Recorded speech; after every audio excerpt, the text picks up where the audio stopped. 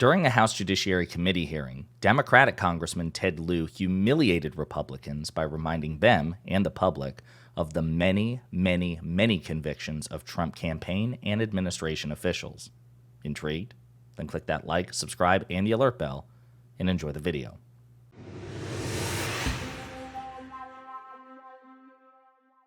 So a few days ago, the Republican-led House Judiciary Committee hearing heard testimony from FBI Director Christopher Wray. And as you would expect, Republicans took the opportunity to grill Director Wray, even though he himself is a longtime Republican, appointed by Donald Trump himself in 2017 to the position, for basically every Republican and MAGA-related grievance. They effectively blamed Christopher Wray for the outcome of the 2020 election, for the fact that Hunter Biden is not in manacles and serving a lifetime prison sentence, the fact that, the FBI conducted or executed a search warrant on Mar-a-Lago back in November 2022, that Donald Trump is potentially being held accountable at all, is all the fault of Christopher Wray. And they use this opportunity to litigate their many, many, many grievances with the Justice Department, again, which is mostly comprised of Republicans and has only ever been led by Republicans, members of their own party. This is Democratic Congressman Ted Lieu, who took the opportunity to just very gently debunk and to stall the momentum of the Republican crusade against Christopher Wray. Again, they're trying to depict this, that Donald Trump is just this unfortunate victim of a capricious Justice Department that is ideologically opposed to him. And Ted Lieu, in about 2 minutes, just cites a bunch of examples and brings the facts to bear, and it humiliates Republicans on live TV in front of the public. And you just got to see it for yourself, and we'll unpack it as he goes. So hear it from Ted Lieu. Trump advisor Roger Stone was convicted in a federal court, correct? That's my recollection. Roger Stone was convicted of congressional obstruction, an obstruction of a congressional investigation, false statements to Congress, and witness tampering. Trump donor Elliot Brady was convicted in a federal court, correct? Also my recollection. So Elliot Brody, I think his name was Brody, B-R-O-I-D-Y, was convicted of conspiracy to secretly lobby the Trump administration to enact policies that were at the behest of a foreign billionaire for millions of dollars.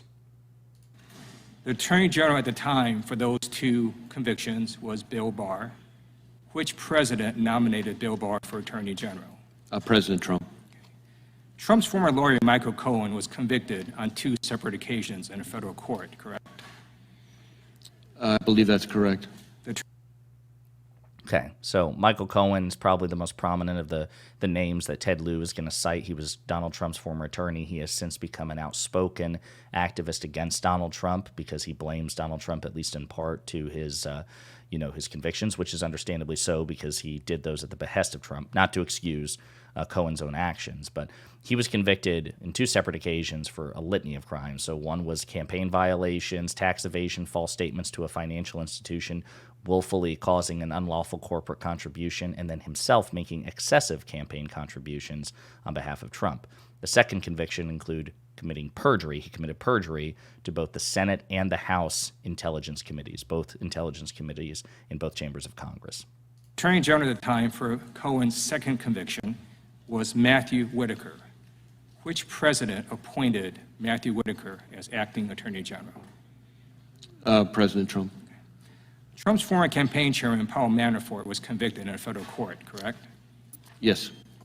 Paul Manafort was convicted of tax and bank fraud, witness tampering, and defrauding the United States. Trump's former deputy campaign manager, Mr. Gates, was convicted in a federal court, correct? That's my recollection. Gates was convicted of lying to the FBI and conspiracy. Trump's campaign foreign policy advisor, George Papadopoulos, was convicted in a federal court, correct?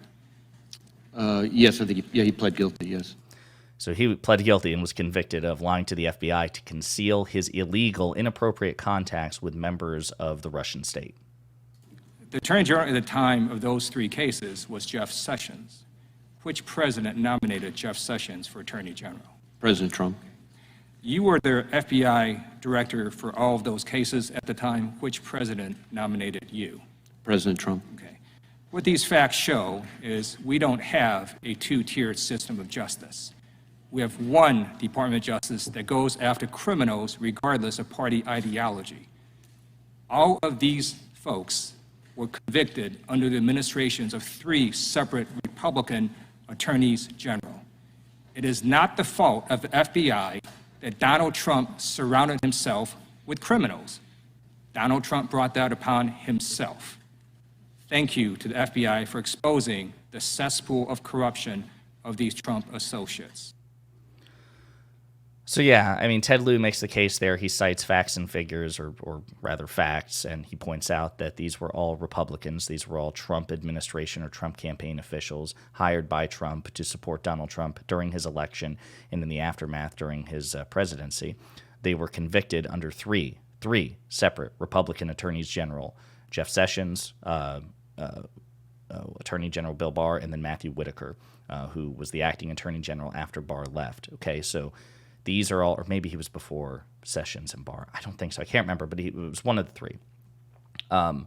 They were all appointed by Trump. Trump picked them.